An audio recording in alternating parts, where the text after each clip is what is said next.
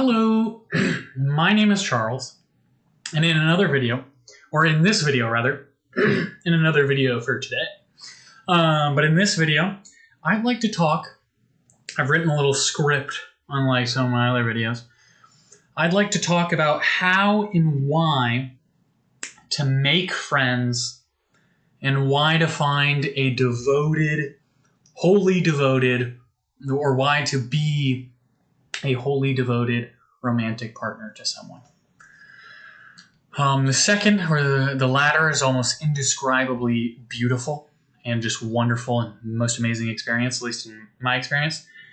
A bit of a romantic, so that's just shorten out the way.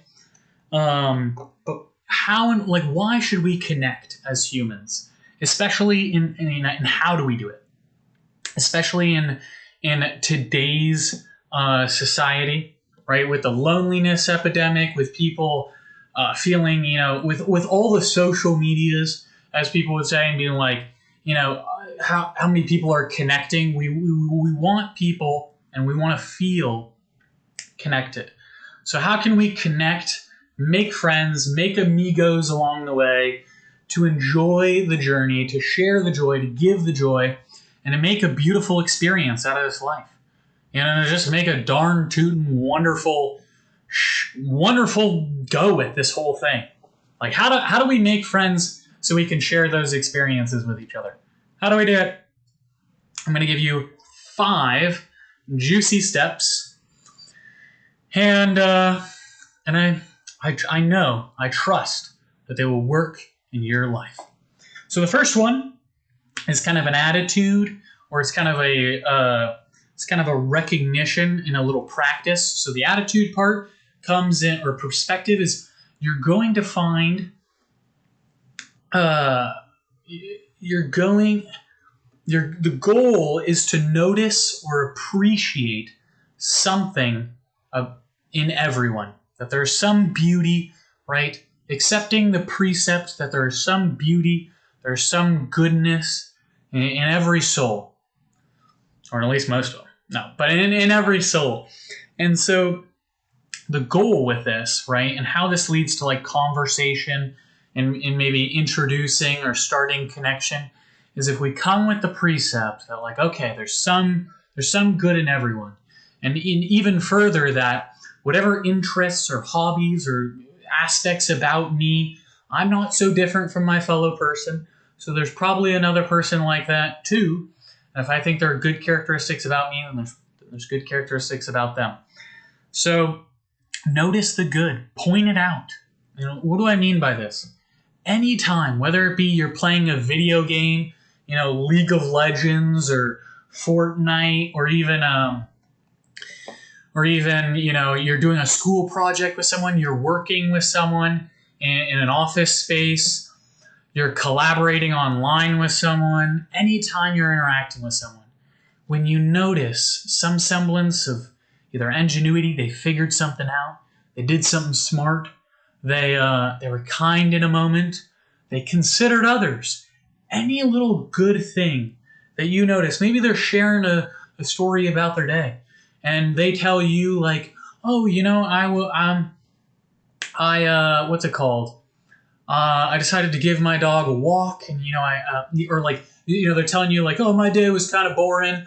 I just worked and I walked my dog and we played a little bit, and then spending time with him, you could be like, oh, that's amazing how much you value connecting with your dog. That's really good. You just reckon even small details. If someone tells you a little thing they did at work, right? They figured out how to make some spreadsheet work a little faster. They figured something. That was good ingenuity right there. That's good. You got a sharp eye to be able to figure that out. And notice what they did. Not some just flattery, just lying to make them feel good, right? As some people will feel like. But if you notice something that they truly did well, always recognize it. Always, give either praise or recognition. Just see them. Humans, validation is kind of where this comes from, the theory that all humans at some level want to be seen and validated. So even if they're just expressing their ideas or their frustrations, and you notice that in their frustrations, they're telling you that work is so stressful and it's hard to provide for their kids, and and with all the bills piling up, and like they just it's hard to keep going, but they're in the fight. Recognize that persistence and the love underneath it. You can, right? Don't just say like, oh, don't quit, never give up, right? Because you're shutting that emotion of frustration down. So the way you'd see them in this example is, and appreciate them, is if someone expresses their frustration and tiredness from work, but you notice in behavior they're staying committed, be like, wow, that commitment and love you have for the people you're working for, or the family you're providing for, that's real love. You're really making a sacrifice. You're a good person. Or make them feel good about that they're doing something honorable, because they are. And that's the recognizing the deeper emotion, because you're acknowledging, there's frustration and there's toil, and you're seeing that. And they'll feel it in your voice. And then you notice the good.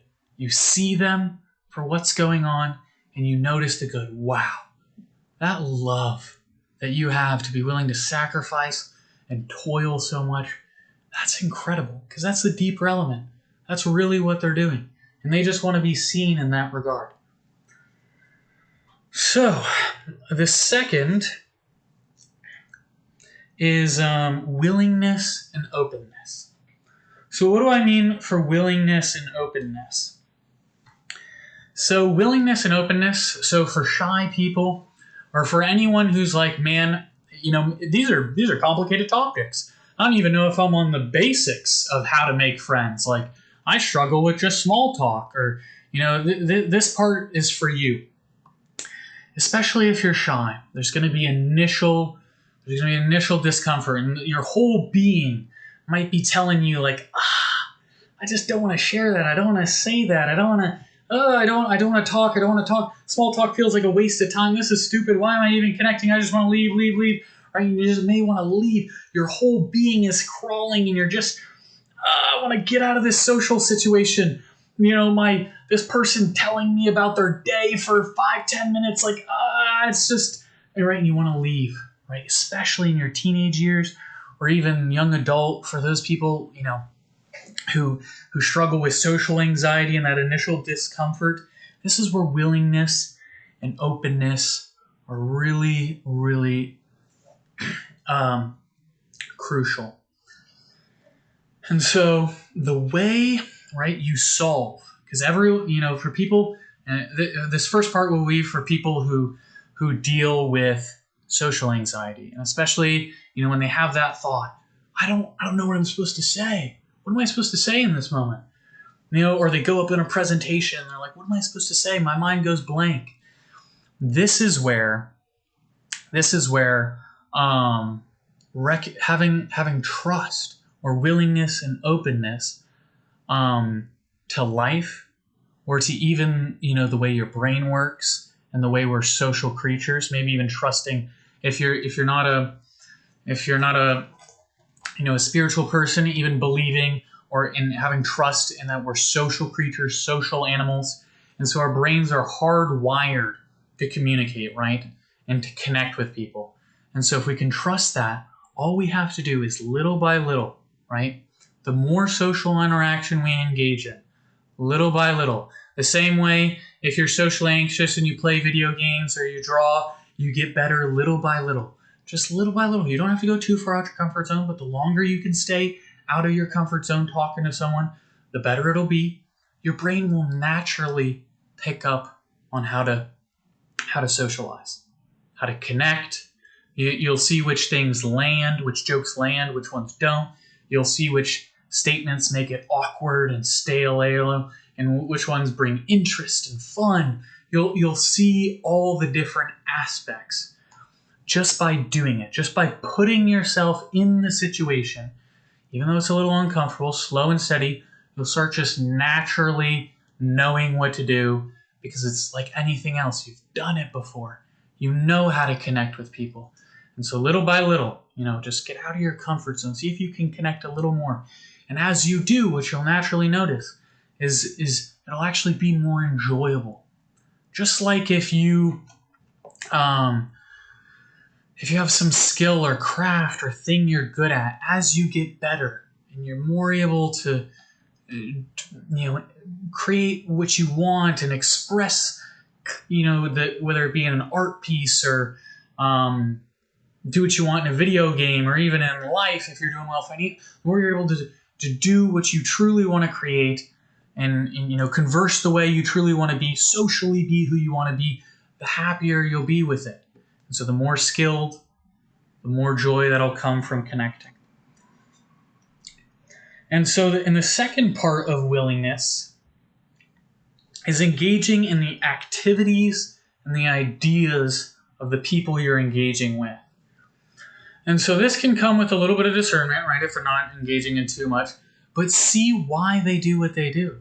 Try to understand them.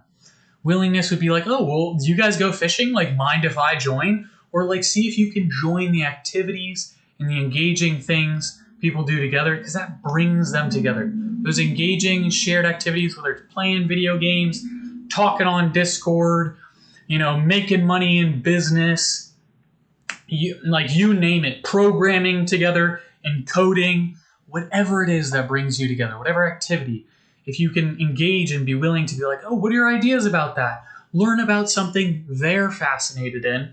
And then if you express interest in that and learn and see if you can engage in that activity too, you'll have a naturally stronger bond. So the third one is just a fundamental one of all human relations and of life itself, is trust. So do the best of your ability to be authentic, to be sincere, right? To just say what you mean and do so lovingly, right? Speak the truth, coded in some degree of sweetness, but be sensible to the situation. If you need to be a harsh, or not a harsh truth, but truth doesn't most of the time need to be harsh. But humans, to have any good relationship, whether it be even in our institutions like banks and government and stores and anything. When we buy a product, we're trusting that when we send that money, like for Amazon, when we send the money to Amazon, it's going to come to us. And if the trust isn't there, if I do, you said you would do X if I did Y, and that doesn't happen, or it seems like there's some deceit, right? Humans, they just don't appreciate that. So to the best of your ability, be authentic, be sincere, and just be honest to the best of your ability. Try to be loving and sweet with it. When I say be honest, some people take be honest as like, I always express the raw truth. Like, hurting people's feelings unnecessarily is not the best way to build trust. So always be honest and see how you can do it in a way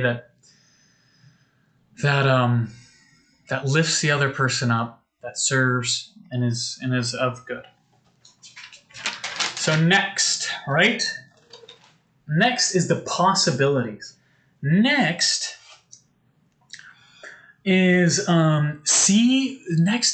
just with any friendship or even wholly devoted romantic relationship, marriage or otherwise, there you fall in love with or you become friends with not only the person who is there, the being, the soul, but the journey they're on, the ride or momentum that they're moving with. So see where you can go with people, right? Like if you meet some friends and you notice they're good at coding, or you meet some people and they're all about art and you love art, like see what you guys can do together. See what future maybe you guys could be lifelong friends that create an art gala. Like just be open. As much as those, negative thoughts may come around sometimes, see where the possibilities can take you. So whenever you're choosing friends or you're, trying to make a friend, see like when you're talking to this person and as you get to know them, where could this go? Is this going to lead me to negative things? Is this going to lead me to goodness? Just be open to that. Life could have brought you this person. Or if you believe it's all random, the random things could have brought you to this person. And there could be some way that you guys could journey along together and help each other, whether it be in business or school or anything, right? When we're classmates, you think about high school, when we're classmates and we form study groups, or college, when we form study groups and fraternities, we're all finding ways of like, hey, how can we help each other out and journey along this, And so the last part is wholeness. Oh, sorry, I almost forgot something. My bad. For the possibilities part, be open to it being dynamic. Something that can be very stifling in a friendship for its growth, or even a wholly devoted romantic relationship. Something that can be stifling is if the roles are super fixed, if they're static all the time and they have to adhere to them. Like you think someone is, a certain way and they can't express anything other than that, or you're like, dude, that's so weird, or right? Now they may have a natural disposition, but if they're expressing something vulnerably and you are not dynamic to the roles changing, maybe they help you this time, or they're the smart guy, like you're the student this time and they're the teacher, they're better at coding than you and they're teaching you, or you're better at video games and they're learning. If you can't be malleable to some degree in the social roles, right? Obviously you can have commitment and devotion, but if you can't be malleable to some extent in the social roles, it can be very stifling. People want to be able to share what they're genuinely feeling and going through, and it just allows for better experience overall for everyone. And so last is wholeness, right? Doesn't mean you can't be devoted, by the way. You can always be devoted and committed, but it just means in the social roles, allow some fluidity. In the wholeness, or in the fifth and final, kind of piece of advice, is in wholeness. Now, a lot of the time in this culture, there is, whether it be in rap songs or whether it be in, anything, there's too much glamorization of unhealthy attachment styles all across the board. Whether it be I'm a boss person, and I don't need nobody, or whether it be, I'm I need you, whether it be, like, the bad boy, who abandons people is good. Like, none of the, for the attachment styles, you want wholeness, and that's generally, like if we're using the psychological definition, comes from a secure attachment style. So when making friends, and this is going to be very hard for especially people who are just starting out, trying to make some new friends, trying to get extroverted, and they what's it called? And they just feel lonely, because you're going to want to naturally be like super attached, and they may become your best friend, and that's normal. That's natural. And there's a tendency for some. Now, especially if you spiritually matured and stuff, there's a sense of wholeness that allows for just devotion and love, irregardless, like a wholeness that in the love or in the devotion or in the friendship. And so, but if you don't, right? Let's say you're agnostic, or you don't have a particularly strong belief system about anything, and you find you're a little lonely. Don't be too trapped. And I'm lonely. Now, in I'm lonely, so I'm going to take the attachment style of once I make a friend, I'm going to, make sure no matter what they give me attention and time and everything. And you take, and you become needy because that's going to push them away. When really the feeling is of loneliness, right? The feeling, and that is hard to deal with. That's not saying, right? Human beings, we need other people. We are interdependent. And part of learning how to make friends is recognizing how to be interdependent. So it doesn't mean you're fully dependent on a friend or, a person. You're not fully dependent on them for every bit of time or joy, right? You want to be whole.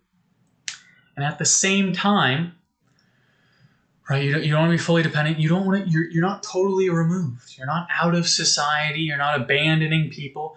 You have a healthy attachment style where you can love them. This is at least the goal. Whereas you can love people and you can serve people and you can be connected, right? You can do anything you can to enjoy your experience with them in a healthy way. And at the same time, right, there's a sense of giving. You acknowledge that as humans, in some sense, we need each other for community and families, but we're also our own human beings. So being able to integrate that interdependence where you're not fully reliant, or you're not just solely reliant on someone, but you're also not fully away. You're not just taking away. You're there. You're there for them as a whole, loving presence. So, and that can be very hard. And so for the people who are experiencing loneliness, now this element, I don't have too much strong scientific evidence on, but in my own experience, you can, in my own experience, loving, like just sincere eye contact, like when you're able to communicate with someone, especially as you grow, or if you're a shy person, especially as you grow from being shy to a little more open, being able to hold a gaze at someone, feeling comfortable and just with them has, I don't know, at least for me, it has profound kind of healing effects and connecting. I feel just so connected.